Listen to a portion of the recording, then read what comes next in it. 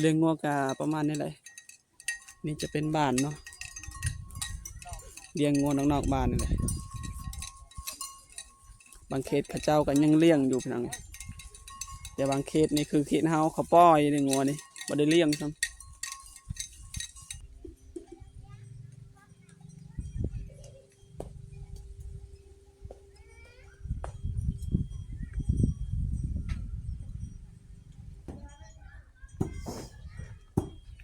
โอ้ฟืนลายลีเงินนี่พี่น้อง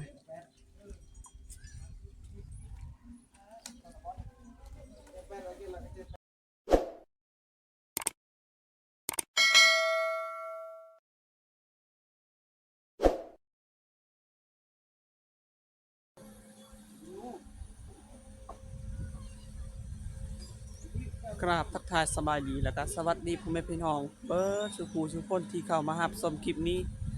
สำหรับคลิปนี้พวกเราจะพาพี่น้องมารับชมวิถีชีวิตหมู่บ้านประเสียน้องๆแขวงสมณเขตเนาะซึ่งมื้อนั้นเฮาก็ได้เลาะถ่ายแล้วในมืองานดองมื้อนั้นเนาะแต่ว่ามื้อนี้เฮาก็สิมาเลาะเบิ่งพระเจ้าเฮ็ดกิจกรรมต่างๆอยู่ในบ้านเนาะก่อนจะไปรับชมอย่าลืมฝากกดติดตามด้วยเด้อพี่น้องเพื่อเป็นกำลังใจในการเฮ็ดคลิปต่อไปของเฮาไปรับชมกันเลยพี่น้องเอ้ยนี่ก็เป็นเฮือนของคนในบ้านนี่เนาะแต่เขาเจ้าก็บ่ได้อยู่เฮือนนี่พี่น้องเฮากะมาเลาะท้ายอยู่ที่ชีวิตตามในบ้านนี่แหละพี่น้องเอ้ย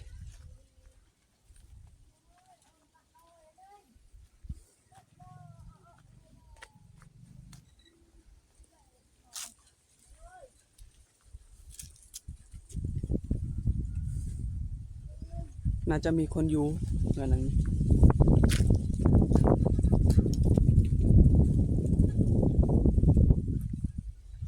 ลงเงี้ยนี่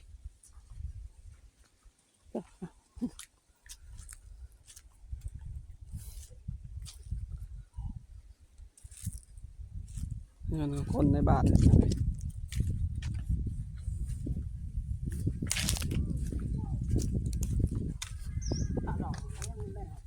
แม่นเลยมื้อนี้เขาเฮ็ดดองมื้อนั้นกับวันนี้เลยพี่น้อง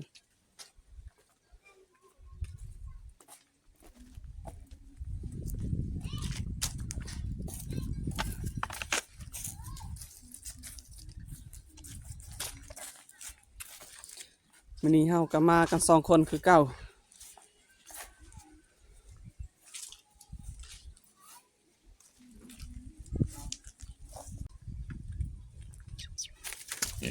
หมู่ญาติเฮากะมาเลาะท้ายที่ชีวิตแถวชนบทนี่พี่น้องเอ้ยโอ้เพิ่นตากมักเผ็ดนี่เนาะมักเผ็ดไทยเรียกว่ามักพริกแห้งเพิ่นตากไว้พี่น้องเอ้ยน่าจะเป็นมักเผ็ดที่ว่าเพิ่นปลูกเนาะเงินในเขตชนบทกะประมาณนี้พี่น้องเอ้ยนี่น่าจะคือกะเป็นเฮือนคู่เนาะวันนั้นน่าจะเป็นเฮือนนอนนี่จะเป็นฟืนที่ว่าเขาเจ้าเอามาดังไฟเนาะ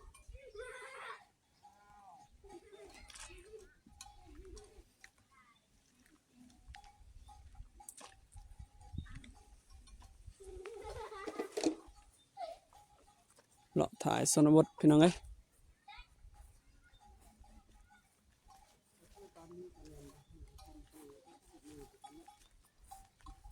สาววันนั้นบ่ผู้สาวเฮ้ยโอ้เงินคนอยู่เนาะนี่เนาะมาดีเด้อผู้สาว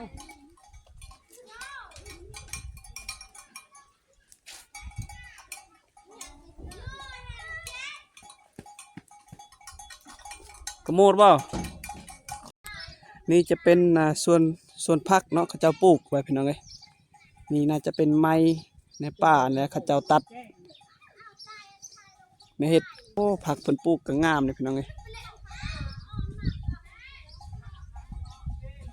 งามเลยตัวนี้น่าจะเป็น ต้นต้นยาสูบเนาะต้นยาสูบส่วนหลายเขาเจ้ากะปลูกเอาเองยาสูบนี่ส่วนหลายแม่นผู้เฒ่าจะมักสูบยาที่ว่าเขาเจ้าปลูกเอง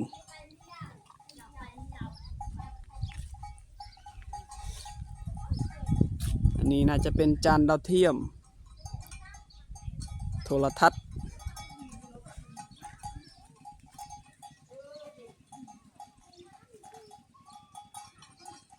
นี่จะเป็นเฮือนของผู้ที่เจ้าของจานดาวเทียมนี่เนาะ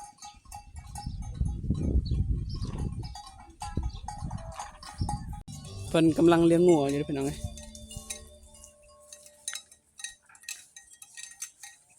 แกะตะแกรง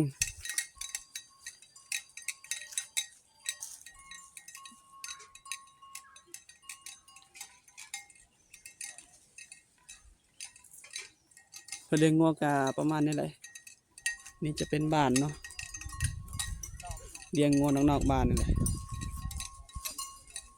บางเขตเขาเจ้าก็ยังเลี้ยงอยู่พี่น้อง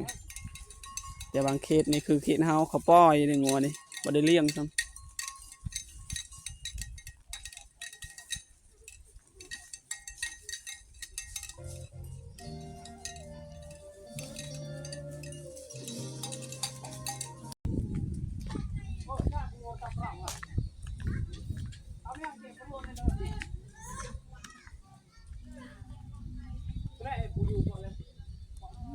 ใกล้ต้องใกล้ตลอดเลยดูเจ้ากินเลยอ่ะ ผู้สาวก็โมดวันนี้บ่โมดมันปีน้ำ ยาเบิ่มมัน บอลจะการปิ้นแล้วด้วย นานให้เบิ่มมัน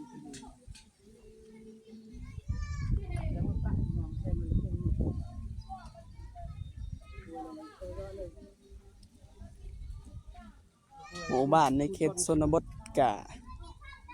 เขาเจ้ากะไปเฮ็ดสวนบางคนนะบ่ได้อยู่เฮือน มึงไม่น่าจะไม่จะเป็นนี่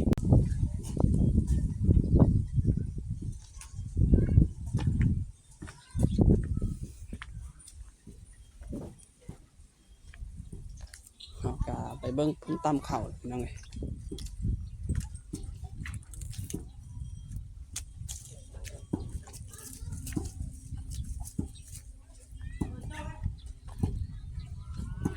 เพิ่นกำลังตำข้าวอยู่เลย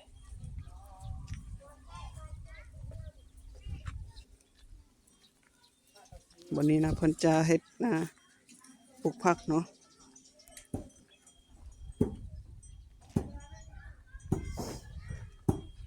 โอ้ฟืนหลายลีเฮือนนี่พี่น้องเอ้ย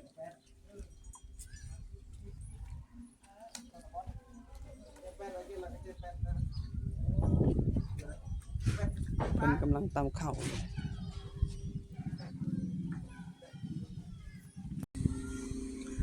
หมู่บ้านนี้เขาเจ้ากะมีไฟฟ้าใส่อยู่เลยพี่น้องเอ้ยฟ้าใส่นี่น่าจะเป็นน้ำบาดาลเนาะเวลาเขาอยากได้เขาก็สูบสูบเบิ่งเวลาเขาอยากได้เขาก็สูบเบิ่งเนาะตัวอย่างเขาสิสูบเบิ่งโอ้ออกน้ำใสๆนี่คักไปป่ะ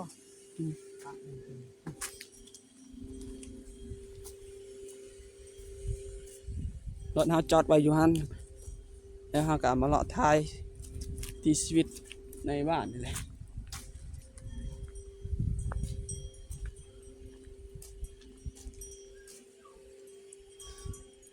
บ้านนี้เขาเจ้าหาฟืนกันหลายเด้อพี่น้องเอ้ย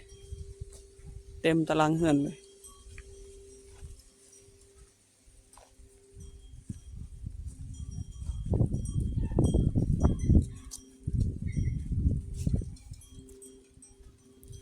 ตอนนี้น่าจะประมาณ3 โมงแรกเนาะ3 โมงแรกแล้วก็ยังสิไปต่ออีกหลายๆหมู่บ้านเนาะนี่แหละก็หมดเลยผู้สาวนี่ละทางมันเป็น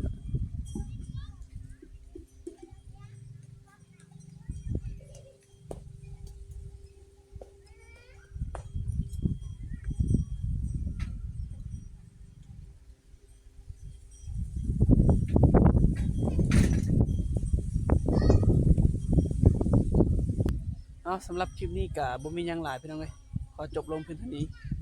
เจอกันในคลิปหน้าพี่น้องเอ้ยเอาฝากกดติดตามหน่อยเด้อพี่น้อง